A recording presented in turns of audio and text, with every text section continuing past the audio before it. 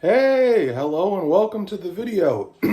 Sorry, it's been a minute since I uploaded another one of these full-length ones. I've been trying to think of great topics that I haven't already covered and I think you people would be interested in. On that note, check out fuzzim.com. That's where I make my living and I make the best pedals in the game.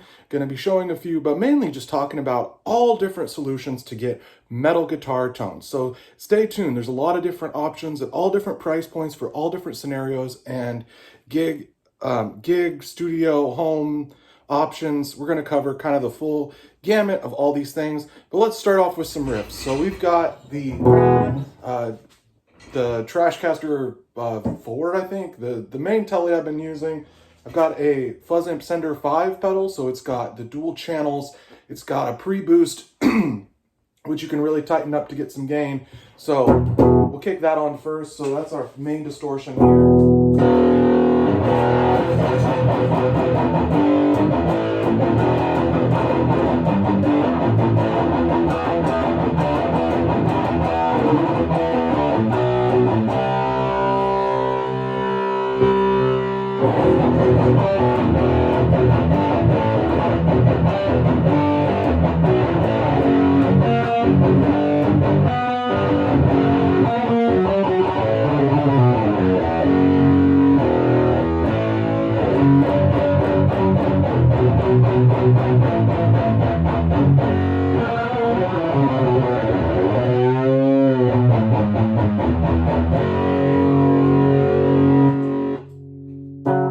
So you'll notice I kind of had two stages there. I had kind of like a chunky sound, and then I had the boost that like filled up the low end, added a lot more texture to it.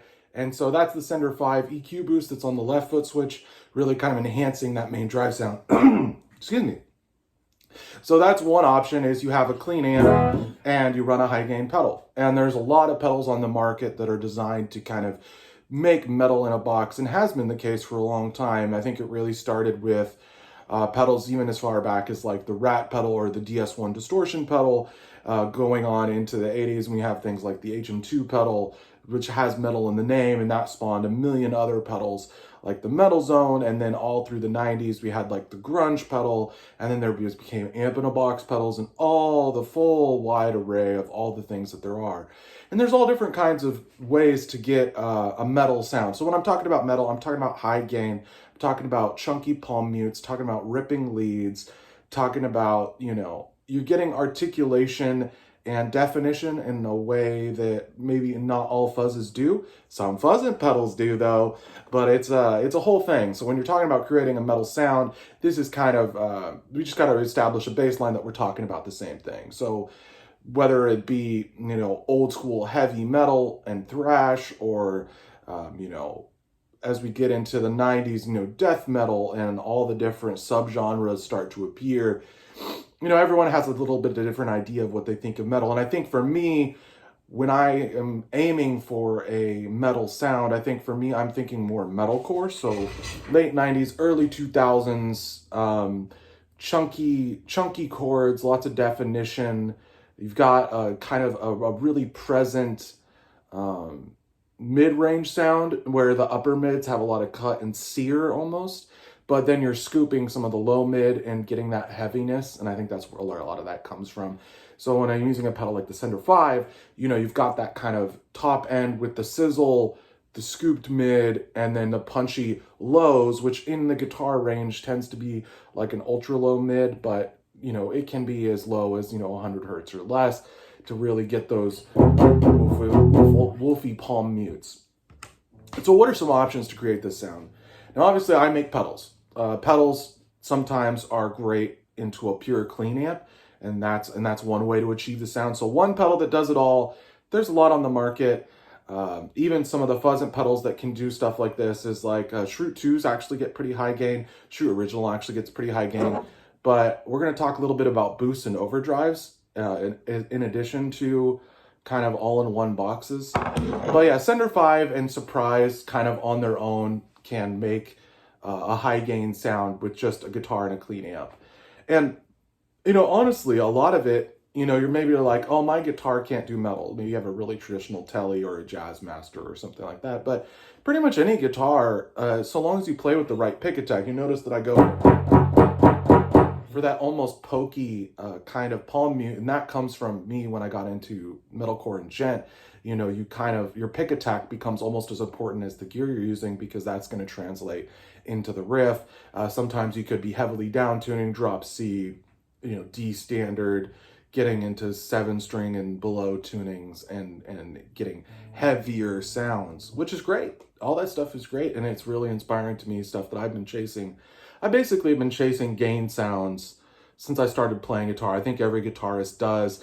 In the early days when I was trying to recreate like metal or high gain sounds, I was using things like the Digitech death metal. I talked about that in a previous video just briefly. I really got into the Boss Metal Zone, and that was a mainstay for a long time, because any guitar amp that I was using, I could get a high gain sound that had some sizzle.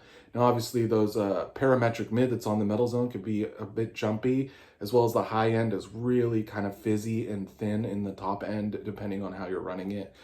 But I think now is as good a time as any to get into kind of the boost category. So we've talked about standalone high gain pedals. The assumption is you're running into an amp or amp sim that's clean. Now let's talk about some options when you've already got a amp sound that's high gain and crunchy. And this is, I think, something that I explored early on in my guitar playing. I've been messing with it a lot since. And so when you've got a crunchy amp sound, let's say you're at home, you want to practice your riffs at home, you want to practice your sounds at home, or in a lower volume setting, there's lots of great headphone options now. That didn't used to be the case. They used to be really cheeseball.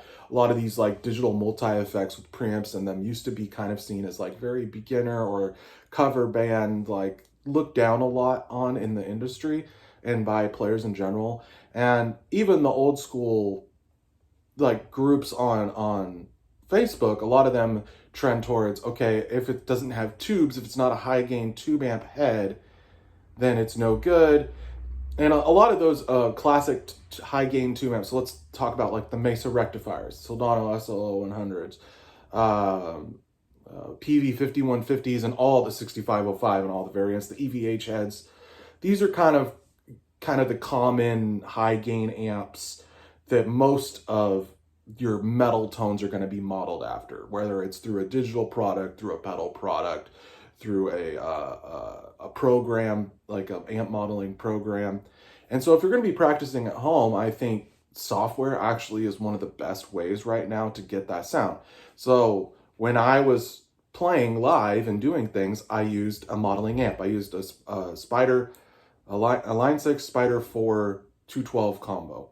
And that thing sounded awesome. I programmed it a little bit with my PC. I had the full floorboard. It gave me the option to have really good cleans, really usable high gain sounds, and I could kick on delays and boosts up front to tighten things up further. I had a tuner, had a wah and a volume pedal. So I had this all-in-one rig solution. And so at home, when I wasn't gigging, I would be playing that because I could turn the volume way down, and I didn't have to have the volume cranked up to get the full experience. It's a digital preamp through a solid state power amp into, you know, the stock speakers, and that whole sound sounds great. So I would say a better modern alternative to the Spider 4. They do have the Spider 5s, and I think a Spider 5 Mark II. Great modeling amps, especially at home use. Anytime I go into a Guitar Center, that's actually the first amp that I would choose, because at least I'm getting something that's representative of like the kind of amp I would be using at home, and they're consistent unit to unit. So it's like, it might not be the perfect scenario for really fine-tuned testing like particular pickups or something, but I can at least get a baseline of what a more produced kind of final sound would be. So those have always been a great asset for me. They have a tuner built in, so it's like you grab a guitar off the wall. It's nice to just get something, your guitar, keep your guitar in tune, play some riffs, get some sounds. At home, this is really nice because you can turn them way down low or even use headphones. Sounds great. I would say the Boss Katana is probably the most popular amp series on the market right now as far as what's out there for inexpensive modeling amps. I've heard it go back and forth. I think there's like an analog front end. There's definitely a nice power amp in those, But you can definitely get some really good sounds out of a Boss Katana. And so what I would do if that was the amp I was using, or say a Orange Crush practice amp. So they make up all the way up through the heads. The heads sound fantastic through a proper cat. That's one of the best amp heads I've ever owned, was a CR120. Super Crush would be the same thing. I can't remember. One's slightly brighter or darker than the one I had. They're really good amps. Those are amazing. For at home, you can get great sounds. You can really wind them up at a practice or a gig and still get a very usable sound. They sound and feel great because they're all analog solid state. You know, it sounds good. But to take some of those amps, so those have a good gain sound. You know, they have some good high gain. Same with the Katana. You might be able to get a serviceable sound without using a boost pedal, but something like the Shroot, or classically a lot of people use an Ibanez Tube Screamer. Some people like a Plumes or a Boss SD1. All phenomenal pedals. Shroot is got a lot wider gain range, so it can go down to where it's basically clean. You're adding a touch of bright. You're able to stack that into a crunchy amp sound and take it from kind of a thick crunch to more defined, more articulation, a little more of that snarl comes through, and you're able to get, you know, what people would consider a classic metal tone. And so that's when people ask me oftentimes, it's like, oh, this is the amp I have, I want to get metal sounds. I'd say, get some amp gain going and kick it into overdrive with an overdrive. So taking it, turboing it up, as it were. And I think that approach generally applies to everything else I'm going to say in this video, whether it be if you're using software. And some of the software packages now, like I use the Neural DSP Nolly. I used to use JST Tones. I use EasyBix. Some of those have like a full chain that's modeled, so it's like an overdrive with EQs into a high gain sound, gated. You know, that stuff is great. You know, for recording and for getting a demo together, some of this software is actually probably the best option. There's also a whole class of products that are digital modeler products. So you've got your Kempers, you've got now the Tone X is getting a lot of traction. You've got the Helix series of modelers. Those are really good. I've used that extensively, and I had good experiences there. And all the different kind of modeling class of products. And sometimes people ask, it's like, oh, I have this, but I don't know. So for me, to get the best guitar experience in the room, in a home or studio environment, all those things sound great. You know, you can use headphones, record and play silently if that's a need, because it is. There's times where maybe you're the only one that's up in the house. You're trying not to wake up the babies or the neighbors or whoever else may be in the house. And so playing on headphones is the only option. I personally think the best option if you're going to use a modeling product is to use speaker monitors. So studio monitors, like little 5-inch powered speaker monitors, really help bring some realism back into the sound, especially as you get just a little bit of volume, because all of a sudden you can get feedback from your guitar pickups. You can get that interaction between the guitar and the speaker. Even though it's modeled, you're going to get a lot more realism there, and you're really not going to be able to tell a huge difference once it's recorded and in a mix, buried with other layers and processed, between if you had thrown a real mic on something or if it's all in the box. But that being said, you know, a lot of those other products, you could use a guitar and a pedal board into modeling products, digital products. And this has been kind of the trend that I've seen a lot of people going into. And even for myself, I think it's one of the best ways to get sounds. In fact, some of the more produced demos for the page, the ones that are like a full mix context, I'm almost always just using the pedals into like a clean amp sound on the recording program. I have a DI box.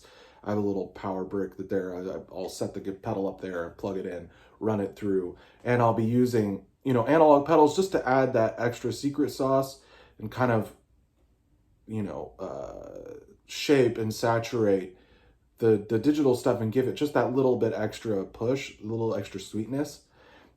Because I've been asked before, and I might make a whole separate video on this topic, so bear with me as I try to kind of give an overview. There has been talk in the past and currently and always of, are pedals going to be relevant in the future? And I think it brings up a good point. I mean, the modeling and the future of equipment definitely is going into, you've got a box that does everything. And Will one day those boxes be better at recreating pedals than having an actual, like, 5-10 grand pedal board with a switcher system and all that? And I think to some extent it definitely is already going that direction. When I was using the drive pedal models in the Helix floor, I thought that those were some of the best sounds of a pedal being modeled that I had ever heard. So I think there's definitely a place for all of that. I think the technology is going to get better and better, but I think there will always be a place for authentic analog equipment, and this is why. Guitar players are a fickle and traditionalist bunch. People are still buying tons and tons of Fender style guitars, Marshall style amps, and pedals that have existed in some form since the 70s, sometimes earlier, and they want to chase that kind of pinnacle of guitar tone when the guitar was at the forefront of popular music. So I don't see it going away tomorrow. I do definitely think it's going to become more of a luxury, which it already has. As you see the people who collect high gain or high end tube amps, there's definitely cheaper amps, but most of those are going either solid state or digital, and the high end tube amp market, those are getting more expensive, and the real standout models are getting more and more costly. And that's not a bad thing. I would rather, if I'm going to spend the money and maintain tubes over 10 years and an amplifier, I would rather have something that's of high quality, that's going to withstand to a lot of use, and I'm going to get my money's worth out of that piece of equipment. So, guitar pedals aren't really going away, but for the purposes of creating metal, I think I would be remiss to not mention that, some of the software modeling, options with using solid state amps, those are all really fantastic. And I think there's nothing wrong with that. You can always use your fuzzant pedals to pull more out of those things. I'm on purpose create pedals that are made to play well with other pieces of equipment. So, if you end up switching to mostly a digital world, you're still going to get utility out of these awesome pedals. And for me, I think really most people, they might be spending a lot on different distortion pedals when what they really need is better. Look a little closer at what they're running for the amp part of the equation, whether it be a modeler, whether it be an actual amp. Sometimes, people will have these awesome pedal boards and be running through a little practice amp. I do it. I like it, but I'm a little picky about what I'm doing. Right now I'm running my PV Minx 80s. It's a 30-watt bass combo, but it has the thickest, most glorious solid state pure clean that I've played in a long time. So that's what I'm using right now for pedal demos, because I think it sounds great, and I think it sounds great for my playing. But if I go and I want to add some guitar quickly to my friend's tracks, I pop on the computer, maybe bring a couple pedals with me up to the studio. I fire up a session, and I'm just dropping in different plugins. I'm adding a lot of, I really like the delay and reverb plugins that are in the virtual environment. I think they far eclipse anything that you can put in a guitar pedal form factor in terms of features. So for example, I use this reverb plugin. It has way longer reverb times and way deeper controls than pretty much any pedal-based reverb pedal that I've heard on the market. So I use stuff like that. And that's kind of what I see the future continuing to be. But that being said, I also see a lot of guitar players are starting to go more traditional in their rigs. So they're starting to strip down and realize, sometimes the simplest solution is the best. I have seen, I left the Quad Cortex out. It wasn't intentional. I haven't used one yet. I heard really good things about both its capturing capabilities and the realism, and a lot of professional musicians have been using that as a stand-in for their live setups. But even a lot of those musicians, they'll have like a Quad Cortex, a power amp, and run a real speaker cabinet on stage. Some people are all in ears, but you still want that realism where you can feel the guitar interacting with a speaker. I just think that's where you get the most of that tone. But yeah, that's just kind of a basic primer of some of the options, some of the things that I've tried, some of the tools that I use every day or every week.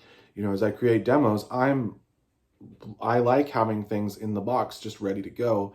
And some of the clean tones that I use on my more produced demos rival anything that I hear in the real world. And obviously I have to play with it in the virtual environment a bit to get that sound, but it's great. And I don't feel it takes away from anything I've done with the pedals. And I still want to collect vintage tube amps, maybe even build some of my own tube amps, because I do think there's just some magic there when you're using that old, obsolete technology. It just works so well with guitar. I don't make the rules. I just know what works. So hopefully this video found you well. Hopefully you found something interesting in all of this, and maybe it gave you some ideas to try. Maybe you liked what you heard with the Sender 5. Check out fuzzamp.com, code SUMMERS for $45 off, and we'll catch you on the next video. Thank you.